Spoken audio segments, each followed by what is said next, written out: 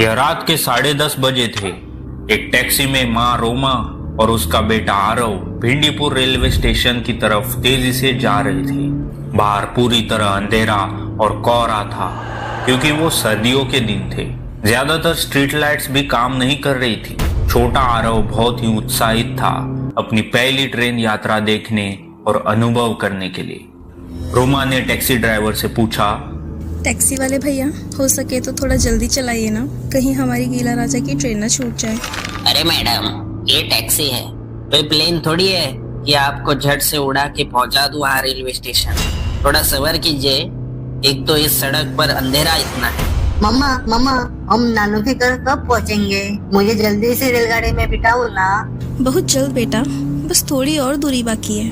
Taxi अंधेरे और सन्नाटे को चीरती हुई आखिरकार भिंडीपुर रेलवे स्टेशन पहुंच गई। टैक्सी ड्राइवर ने बोला, लो बेटे आरो, आ गया आपके नानू का घर। टैक्सी वाले भैया, इस पूरे सफर के दौरान मैंने तो कभी इसके नाम का जिक्र नहीं किया, तो फिर आपको मेरे बेटे का नाम कैसे पता चला? अब ये भी मैं ही बताऊं? खुद ही जान लो। और वैसे भी आपको देर हो रही थी ना, देखो आ गया आपका भिंडीपुर रेलवे स्टेशन। रोमा टैक्सी का किराया देने ही वाली थी, लेकिन तभी उसे एहसास हुआ कि वो अकेली खड़ी है किसी अनजान कार के पास। उसने इधर उधर देखा, टैक्सी और ड्राइवर को ढूंढने की कोशिश की, लेकिन वहां कोई नहीं था। तभी रोमा को एक आवाज सुनाई दी, मम्मा मम्मा, सुनाई दे रहा था आपको? मम्मा चलो जल्दी, ट्रेन आने वाली है। जो कुछ भी रोमा के साथ हुआ वो हैरान करने वाला था, लेकिन फिर भी वो अपने बेटे आरव के साथ रेलवे स्टेशन की ओर चल पड़ी। जब वो लोग रेलवे स्टेशन पर पहुंचे, तभी स्पीकर पर एक महिला की आवाज गूंजी, यात्रीगण कृपया ध्यान दें, भिंडीपुर से गीला राजा जाने वाली गाड़ी क्रमांक 12921117 रागनी एक्सप्रेस कुछ ही समय में प्लेटफॉर्म क्रमांक 8 पर आ रही है। जैसे ही रोमा ने ये सुना, वो इधर उधर प्लेटफॉर्म नंबर 8 ढूंढने लगी। दूसरी ओर आरव बिल्कुल शांत था। उसने अपनी माँ का हाथ पकड़ा और एक दिशा में चल पड़ा।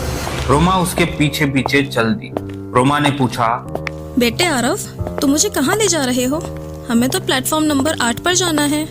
आरव बिल्कुल चुप था और कुछ कहे बिना अपनी माँ को खींचता चला जा रहा था। कुछ ही मिनटों में आरव और रोमा एक प्लेटफॉर्म पर पहुंच गए। एक सूचना पट पर लिखा था प्लेटफॉर्म नंबर 8। रोमा को थोड़ी बेचैनी और उलझन महसूस हो रही थी, लेकिन उसने नजरअंदाज किया और एक बेंच पर बैठकर ट्रेन का इंतजार करने लगी। कुछ ही समय में उनकी ट्रेन अपने नियत प्लेटफॉर्म पर आ गई। रोमा और आरव अपने सामान के साथ ट्रेन में चढ़ गए। जिस कोच में वो लोग चढ़े वो पूरी तरह खाली था। बस एक बुजुर्ग सज्जन उनके सामने वाली सीट पर बैठे थे। रोमा और आरव आराम से बैठ गए और खिड़की से बाहर देखने लगे। हालांकि बाहर सिर्फ अंधेरा था। कुछ समय बाद ट्रेन एक स्टेशन पर रुकी, जहां यात्री चढ़ने और उतरने के लिए खड़े थे। जब ट्रेन पूरी तरह रुक गई, तब वो बुजुर्ग सज्जन उठे और एक सूटकेस लेकर ट्रेन से उतर गए। हालांकि ट्रेन के बाहर बहुत से यात्री खड़े थे, लेकिन कोई भी अंदर नहीं आया, न इस कोच में और न ही आसपास के कोचों में। रुकने का समय पूरा होने पर ट्रेन ने हॉर्न दिया और धीरे धीरे चलने लगी और फिर अपनी सामान्य रफ्तार पकड़ ली। अब वो पूरा कोच फिर से खाली था। आरव ने बड़ी उत्सुकता से पूछा, मम्मा, नानू वाला स्टेशन कब आएगा? बस और कुछ स्टेशनों के बाद ही आ जाएगा गीला राजा स्टेशन, यानी आपके नानू का स्टेशन बेटे। रोमा की इस बात पर अचानक उस कोच की लाइटें भयानक तरीके से झिलमिलाने लगी, जैसे कोई जानबूझकर ऐसा कर रहा। लेकिन हकीकत में उस कोच में सिर्फ 2 लोग थे, रोमा और उसका बेटा आरव। जब वो इस चीज को समझने की कोशिश कर रहे थे, तभी एक डरावनी आवाज आई, जब आएगा गीला राजा, तभी तो बचेगा तुम लोगों का बाजा। जल्दी आओ गीला राजा, क्योंकि इस ट्रेन में आने का मतलब तुम्हें मिलेगी मौत की सजा। रोमा को माथे पर पसीना आ गया। उसका दिल जोर जोर से धड़कने लगा, लेकिन उसने देखा कि उसका बेटा आरव उस आवाज से बिल्कुल भी परेशान नहीं था। उसने हैरानी से पूछा, आरव, क्या तुम्हें वो आवाज अजीब नहीं लगी? कौन सी आवाज मम्मा? मुझे तो सिर्फ ट्रेन की आवाज सुनाई दे रही है। रोमा को कुछ समझ नहीं आ रहा था कि ट्रेन में उसके साथ क्या हो रहा है। उसने फिर से पूछा, देखो आरव, ये वक्त मजाक करने का नहीं है। सच सच बताना, आवाज सुनाई दी या नहीं?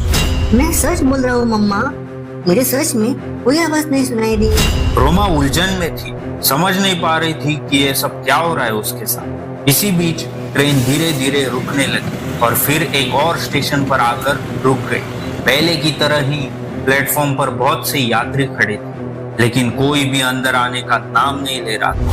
तभी अचानक वही बुजुर्ग सज्जन एक बार फिर सूटकेस के साथ अंदर आ गए। शुरुआत में रोमा को समझ नहीं आया, लेकिन फिर वो चौंक कर बोली, बेटे आरव, ये आदमी तो क्या हुआ मम्मा? अब इतनी हैरान क्यों हो इन्हें देखकर? यही तो अंकल है मम्मा, जिनकी गोद में मैं सोने से पहले मजेदार कहानी सुनकर सोया था। वो बुजुर्ग आदमी कुछ देर तक रोमा को अजीब निगाहों से घूरते रहे और फिर अपनी सीट पर बैठ गए। अब तक रोमा को अजीब अजीब बातें महसूस होने लगी थी। वो सोचने लगी कि वही बुजुर्ग जो पहले उतर चुके थे फिर से ट्रेन में कैसे आ गए। बुजुर्ग सज्जन ने रोमा को एक सौम्य मुस्कान दी और आरव के पास आकर बैठ गई। रोमा आरव और उस आदमी को सामने देख रही। वो सोच रही थी कि आरव इस अजनबी के साथ इतना सहज कैसे हो सकता है। वह बुजुर्ग आदमी बोले, रोमा, मुझसे डरने की कोई जरूरत नहीं है तुम्हें। हम सब तो एक ही सफर के साथी हैं। क्यों, सही कहा ना मैंने आरव? आरव ने शालीनता से सिर हिलाया। रोमा ने आगे पूछा, आप मेरे बेटे आरव को कैसे जानते हैं? क्या हम पहले मिले हैं? हाँ रोमा, करीबन 30 साल पहले हमारी मुलाकात इसी रागनी एक्सप्रेस में हुई थी। और वो मुलाकात शायद आखिरी थी, और आखिरी थी वो ट्रेन। क्या 30 साल पहले? और वो ट्रेन आखिरी ट्रेन क्यों थी? आरव तो आज पहली बार मेरे साथ ट्रेन में सफर कर रहा है। फिर उसे उस प्लेटफॉर्म नंबर 8 की जानकारी कैसे मिली? और वो अजीब आवाजें? साफ साफ बताइए ना, मेरा दिल सच में बैठा जा रहा है। सब्र रखो, तुम्हारे सारे सवालों के जवाब तुम्हारे फोन पे मिलेंगे। जैसे ही उन्होंने ये कहा, रोमा का मोबाइल बजने लगा। उसने कॉल रिसीव करने के लिए फोन उठाया और देखा कि स्क्रीन पर लिखा था आरव के पापा। उसने कॉल रिसीव किया और बोली, हेलो। उसके हेलो को नजरअंदाज करते हुए आरव के पापा बोले, स्टेशन मास्टर बद्री, मेरी बात ध्यान से सुनो। भेंडीपुर से गीला राजा स्टेशन आने वाली ट्रेन नंबर 12921117 भेंडीपुर के प्लेटफॉर्म नंबर 8 से रवाना हो चुकी है। अब बाकी का काम तुम्हें संभालना है, समझ गए? इसके बाद कॉल कट गया। रोमा सदमे में आ गई, क्योंकि उसके पति की मौत 2 साल पहले एक कार एक्सीडेंट में हो चुकी। जब वो इस डरावने मैसेज को पचा रही थी, तभी उसका मोबाइल दोबारा बजा। इस बार स्क्रीन पर लिखा था स्टेशन मास्टर बद्री, गीला राजा। कांपते हाथों से उसने कॉल रिसीव किया और सुना, ओके बॉस, यहाँ गीला राजा स्टेशन पर प्लेटफॉर्म नंबर 8 पर कुछ ही समय में एक मालगाड़ी आने वाली है। दोनों गाड़ियों का मिलान करवाने की जिम्मेदारी मैं खुद उठाऊंगा। कॉल कट गया। वो कुछ कहने ही वाली थी कि उसे अचानक एहसास हुआ कि वो उस कोच में अकेली थी। अचानक ट्रेन का कोच जोर जोर से हिलने लगा और लाइट्स फिर से भयानक तरीके से झिलमिलाने लगी। वो कुछ सोच नहीं पा रही थी, वो पूरी तरह डरी हुई। ट्रेन की स्पीड अचानक बेहद तेज होने लगी। तभी उस कोच से एक घोषणा की आवाज आई, यात्रीगण कृपया ध्यान दें, भिंडीपुर से गीला राजा जाने वाली गाड़ी क्रमांक 12921117 रागनी एक्सप्रेस कुछ ही समय में गीला राजा प्लेटफॉर्म क्रमांक 8 पर ठहरी मालगाड़ी से टकराने वाली है। कृपया अपने सामान के साथ अपने प्राण त्यागने के लिए तैयार रहें। नहीं, बचाओ, आरव, बच्चे कहाँ हो तुम? बचाओ। और कुछ ही पलों में स्टेशन मास्टर बद्री की योजना हकीकत में बदल गई। हाँ, रागिनी एक्सप्रेस जा टकराई पहले से खड़ी मालगाड़ी से और इस टक्कर में कहीं जिंदगियां चली गई। धुंधली नजर से रोमा प्लेटफॉर्म पर खड़ी थी और वो उस कोच को देख पा रही थी जिसमें उसका बेटा आरव था, जो उसे देखकर मुस्कुरा रहा था। वो बुजुर्ग सज्जन भी उसके साथ थे। रोमा इस दृश्य को देखकर टूट गई और बिना वजह चीखने लगी। मेरे बच्चे एक बूढ़ी औरत एक बुरे सपने से जाग उठती है, चिल्लाते हुए नाम लेती है।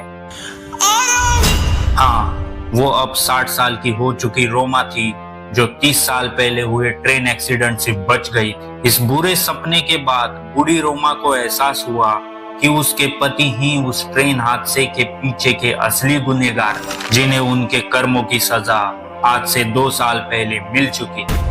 अब बारी थी स्टेशन मास्टर बद्री की। रोमा नजदीकी पुलिस स्टेशन गई और 30 साल पुराना केस फिर से खुलवाया। उसने हर जानकारी दी, जब तक कि दूसरे गुनहगार बद्री को भी कड़ी सजा नहीं मिल गई। कोई नहीं जानता कि उन्होंने ऐसा क्यों किया, लेकिन बाद में कुछ सबूतों से पता चला कि बद्री और आरव के पापा दोनों मालगाड़ी में छिपे खजाने के पीछे थे। दोस्तों, ये कहानी भले ही काल्पनिक हो, लेकिन अपने स्वार्थ के लिए अपनों से ही गद्दारी करने वाले लोग आज भी हमारे बीच हैं। जब खून के रिश्ते ही दगा दे जाए तो रिश्तों का सिर्फ नाम भर का बंधन क्या ही निभेगा।